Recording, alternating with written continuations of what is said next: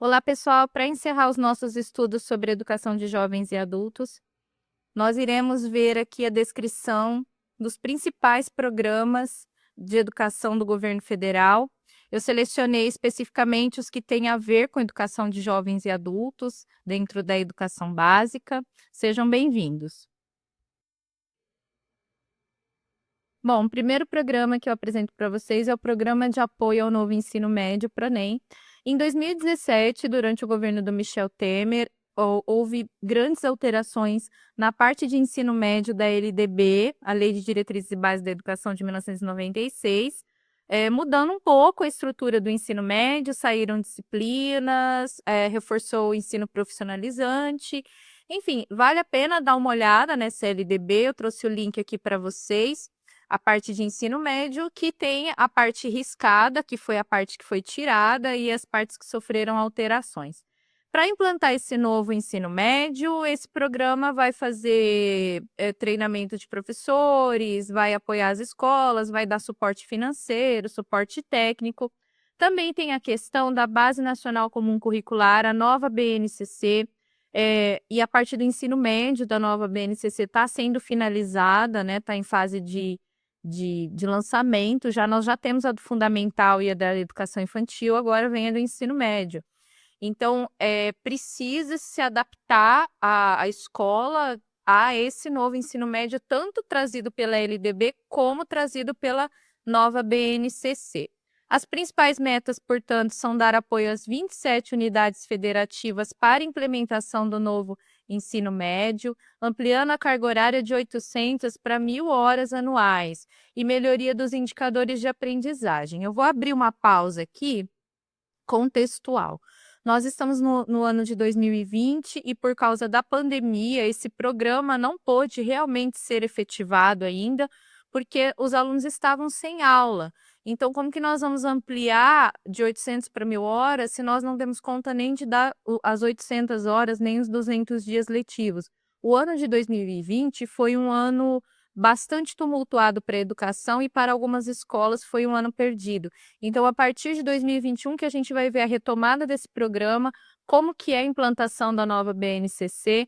Nós temos aí um grande investimento no ensino técnico de nível médio, que é o ensino profissionalizante. A nova BNCC traz também uma certa, vamos dizer assim, prioridade para o uso de tecnologias, desenvolvimento de habilidades, principalmente habilidades socioemocionais. Então, o ensino médio, de uma maneira geral, vai passar por uma grande reestruturação, mas esse ano mal teve aula, quem dirá a reestruturação. Então, é preciso fazer essa ressalva aqui, que nós estamos, essa aula aqui está sendo gravada em 2020 e, portanto, nesse ano ainda não tivemos grandes resultados a respeito do novo ensino médio que está aí desde 2017 sendo renovado. E assim, vindo em paralelo com o programa explicado anteriormente, nós temos o programa de fomento às escolas de ensino médio em tempo integral, o ENTE. Foi instituído pela Portaria 1145, de 10 de outubro de 2016. Atualmente, ele é regido pela Portaria 2116, de 2 de dezembro de 2019. Ele é um programa que visa ampliação das escolas para tempo integral, oferecendo recursos, oferecendo atividades, oferecendo estrutura física, pedagógica, de material humano, de material didático, para que as escolas funcionem em período integral. A LDB de 1996 recomendava que todo o ensino fosse em tempo integral e que as escolas fossem se adaptando aos poucos a esse ensino de tempo integral. Como eu disse no slide anterior, o ensino médio está passando por uma reestruturação e esse ensino médio de tempo integral é um dos grandes objetivos dos educadores, porque o aluno poderia ficar metade do tempo na escola aprendendo as disciplinas teóricas, né, acadêmicas, que ele vai usar para prestar um vestibular, um concurso público, o Enem, etc. E na outra parte do tempo, aprender uma profissão, aprender cursos de extensão, cursos de qualificação, aprender inglês, informática, tecnologias, enfim, a escola poder oferecer uma formação mais ampla para esse aluno, mas eu vou repetir também o que eu falei no slide anterior, que 2020 foi um ano atípico para a educação e um ano bastante tumultuado, para não dizer desastroso, né? Por conta da pandemia, não houve aulas e o ano ficou praticamente perdido. Esses programas estão em suspenso, eh, não totalmente em suspenso, não oficialmente em suspenso, mas estão parados por falta de alunos na escola, né. As escolas estão retomando as aulas presenciais agora, então a gente espera que em 2021 esses programas sejam de fato efetivados. E aí temos o Programa de Apoio à Implementação da Base Nacional Comum Curricular, que é a nova BNCC, ProBNCC, chama o programa. Nós temos, como eu já falei, uma nova Base Nacional Comum Curricular, e essa nova base vai ser implantada desde a educação infantil, que é a primeira etapa da educação básica, até o ensino médio. E todas as etapas vão passar por transformações dentro e fora da sala de aula, dentro da sala de aula, nos métodos, nas disciplinas e nos currículos, e fora da sala de aula através de estrutura e ampliação da carga horária e etc. Então, as principais metas desse programa são apoiar a implementação da BNCC, que não vai ser fácil, e vai fazer isso através de monitoramento das metas alcançadas pelos estados, né? Os referenciais curriculares alinhados à BNCC, para vocês terem uma ideia, os livros didáticos vão ter que ser todos reformulados e atualizados. Fornecer apoio técnico e concessão de recursos por meio do PAR de bolsas para a composição de equipes nos estados e municípios, nos perfis de articuladores de conselho, coordenadores de área, redatores de currículos, coordenadores de currículos. Então, é preciso investir numa equipe técnica que vai ajudar as escolas a reformar o seu currículo, ver as adaptações necessárias que precisam ser feitas. Isso não é fácil. Quando você reforma a base curricular, é muito difícil. E nós temos caminhando junto a essa base curricular a reforma do ensino médio, que eu já falei nos 2 primeiros slides. Então, a educação tem muito trabalho pela frente, nos próximos anos, são metas que têm que ser alcançadas, que já são previstas desde 1996 na LDB, e até hoje estão aí sendo cumpridas aos poucos, né, mas exigem muito esforço, exige muita reformulação. Esse programa eu considero muito importante, é o Programa de Inovação e Educação Conectada, instituído pelo Decreto 9.204, de 23 de novembro de 2017. Ele tem como objetivo principal apoiar a universalização do acesso à internet em alta velocidade e fomentar o uso pedagógico de tecnologias digitais na educação básica. Então, assim, eu falei para vocês em todas as aulas da importância das tecnologias, do uso das tecnologias. Eu acho que a escola atualmente não pode mais encarar a tecnologia como inimiga, mas sim como um instrumento útil, eficaz e que o aluno gosta. Então, esse programa que vai ampliar o acesso à internet, e também o uso pedagógico dessa internet, eu considero bastante importante. Eu espero que dê muito certo. Aqui nós temos o Programa Nacional do Livro e do Material Didático. Eu falei para vocês da importância de toda a sala de EJA ter um canto da leitura. Através desse programa, a escola pode conseguir livros, porque ele vai conseguir livros didáticos, obras literárias, tudo que for necessário para a formação do aluno. Então, isso é importante em todas as salas de aula. Eu acho que toda sala de aula deve ter um canto de leitura, porque é onde o aluno vai ali ter liberdade e autonomia para escolher um livro que ele goste e construir esse hábito de ler. As principais metas é avaliar e disponibilizar obras didáticas e literárias de uso individual ou coletivo, acervos para bibliotecas, obras pedagógicas, softwares e jogos educacionais. Eu falei bastante disso também, né? Da importância de usar esses jogos, principalmente na alfabetização de adultos, que às vezes têm alguma dificuldade. Materiais de reforço, correção de fluxo, materiais de formação e materiais destinados à gestão escolar. entre outros materiais de apoio à prática educativa. Então, esse programa é bastante interessante, precisa de investimento para que ele alcance escolas de todo o país e com todas as necessidades. Bom, aqui a gente tem o Programa Nacional de Escolas Cívico-Militares, que foi executado pela Diretoria de Políticas para Escolas Cívico-Militares, né? E é chamado de PECIM, e foi lançado em 5 de setembro de 2019. As principais metas é implantar 216 escolas cívico-militares até 2023, sendo 54 assim por ano. Lembrando que as escolas, elas são administradas e a rotina é militar, então os alunos eles têm ali uma disciplina um pouco maior, não é uma escola barata, então ela necessita de investimento e fica aí a critério dos pais colocarem os filhos ou não nessas escolas. É muito comum que essas escolas sejam abertas assim, em parcerias, pelo menos no resto do mundo é assim. Seria interessante, talvez, mas eu não sei se no Brasil é possível fazer uma parceria com a iniciativa privada, por conta mesmo dessa questão do investimento, porque são escolas que precisam ser bem estruturadas, senão elas não conseguem cumprir. Mas aí a gente vai observando, porque é um programa também que está no começo e por causa da pandemia a gente ainda não viu nenhum resultado ainda, porque, como eu disse, a educação esse ano está parada. Bom, aqui nós temos um programa específico para a EJA, né? Que é o Programa de Apoio aos Sistemas de Ensino para Atendimento à Educação de Jovens e Adultos. Nem toda escola tem uma sala de EJA. Acredito que toda escola precise de uma, porque há uma demanda. E às vezes o aluno não procura a escola, não faz a matrícula, justamente porque fica longe da casa dele, e ele vai ter bastante despesa ou despender bastante tempo, né? E geralmente eles trabalham e é bastante cansativo.